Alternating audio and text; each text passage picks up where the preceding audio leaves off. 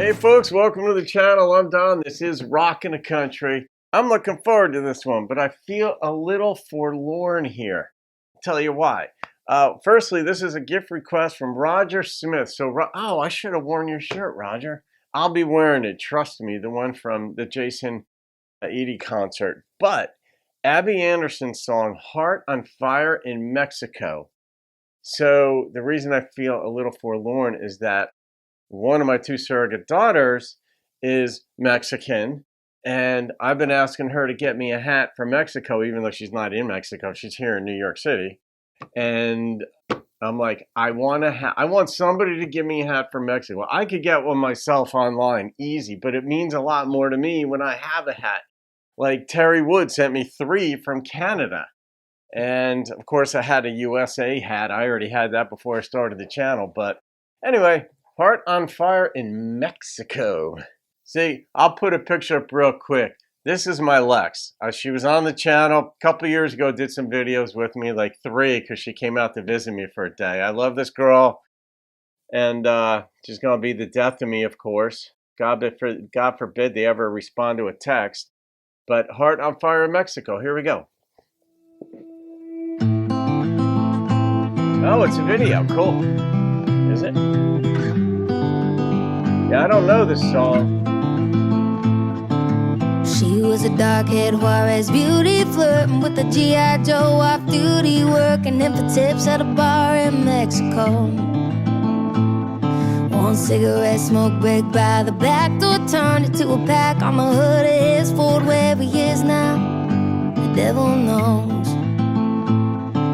A late night 2 a.m. mistake, but sometimes one time is all it takes. Won't be long now before she starts to show.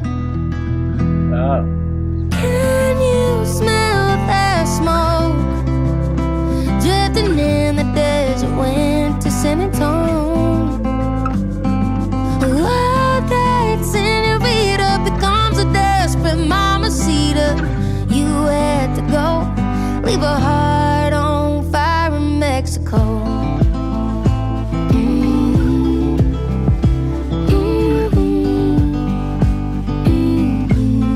Very interesting sound. Turns out all the big dreams she had didn't look like feeding mouths on food stamps. So one night she up and drove away. And that baby girl she left surviving. One day got real tired of crying, grew up mad as hell, and counted down the days. Oh, can you smell that smoke drifting in the desert wind to San Antonio? I like that lyric. Oh, that senorita becomes a desperate mamacita. You had to go, leave her heart on fire in Mexico. Alright, she's leaving her heart on fire in Mexico. That explains, can you smell the smoke all the way up to San Antonio? Where there's smoke, there's fire, and vice versa. So I think the illusion is she left her heart on fire in Mexico on her way up to San Antonio, but you could still smell the smoke. In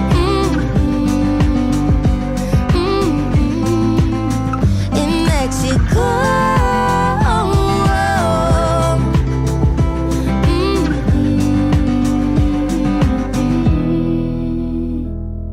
No one to care, nowhere to go, but in and out of foster home. She had a dream that burned and she made it out.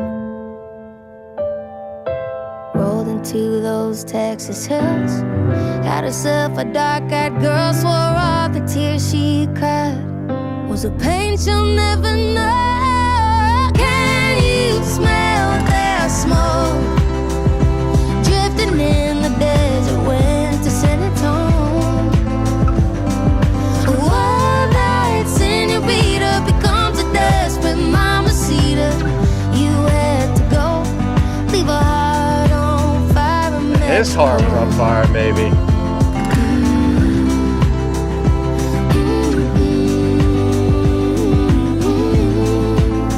In Mexico.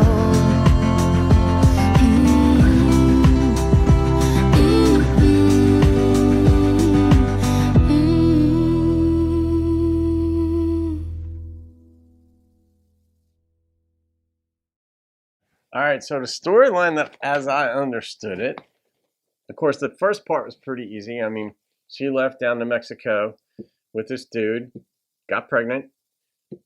The heart on fire might have been his. She left his heart on fire as she came back. Now, did she come back with the baby or not? Her baby. I think she did, because I think she said later in the song, like, she's got a dark-haired beauty now. And Mamacita. I think that's like an endearing name for a mother, I think.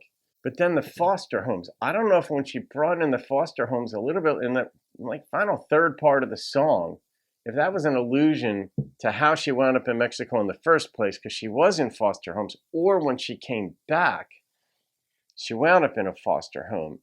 I think the song was linear, chronologically. I don't think there was a reflection back. So, Roger, very interesting find. She's very unique artist. Initially, I'm thinking, oh, she looks Mexican, certainly Latina, but with a name like Abby Anderson, that bespeaks more Norwegian. Her hair color was the most unique I've seen, and her diction is very unique. And I was trying to see if this was a true story or not. And I'm guessing it's a true story of someone's. I just couldn't tell if it was hers. And that's one of the things I try to see if there's any indication in the way an artist is singing a song, if they're personally connecting with it. And I didn't see that from Abby in this, but I did not see it from her in this. I would say mostly no. If I had to say, what are the odds on this, Don? What do you think? I don't think it's her personal story. It's a story. And interesting instrumentation too, because when you hear Mexico, expect more of, not necessarily mariachi, but that flair, and it had a little bit of it, but it wasn't Western. It was very unique. Is she a Texas artist, Roger? I don't know. All right, I'm gonna rate this song. That was very different. All right, the number that popped into my head was an 8.5. But anything that has to do with Mexico is endearing to me, just because of my I call her Mantequilla. She's my beautiful. She was like really the first daughter that I never had, because I didn't have kids. So she was my one, and so anything to do with Mexico immediately, it's like, oh, I love that. Except she never got me a hat. So all right, guys, I'm gonna leave that one go at that. Roger, thank you for that, my friend. Have a great day, folks. I'll see you on another video. Keep rocking the country.